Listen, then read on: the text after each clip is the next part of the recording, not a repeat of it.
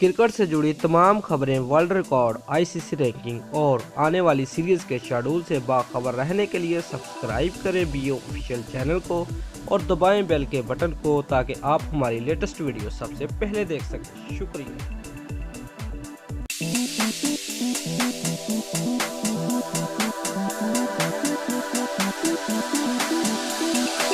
Viewers, star Pakistani बल्लेबाज बाबर आजम ने टी20 international cricket की तारीख में बेहतरीन औसत से रन बनाकर नया आलमी रिकॉर्ड कायम कर दिया।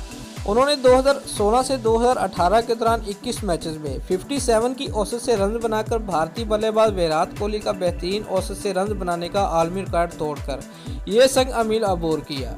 व्यूअर्स, बाबर आजम ने 806 रन बना रखे हैं, जिसमें उनकी 6 शानदार निसफ सेंचुरियां भी शामिल है। व्यूअर्स, 97 टी20 में उनका बेहतरीन स्कोर है, जबकि कोहली ने 62 मैचेस में 48 की औसत से 2102 रन बना रखे हैं।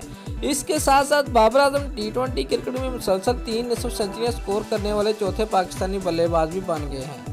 बाबर आजम ने इससे कबल रवां साल वेस्टइंडीज के खिलाफ खेले गए मैचेस में 97 और 51 रन की इनिंग खेली थी, जबकि उन्होंने बुध को ऑस्ट्रेलिया के खिलाफ खेले गए पहले टी20 मैच में 68 रन की इनिंग खेली।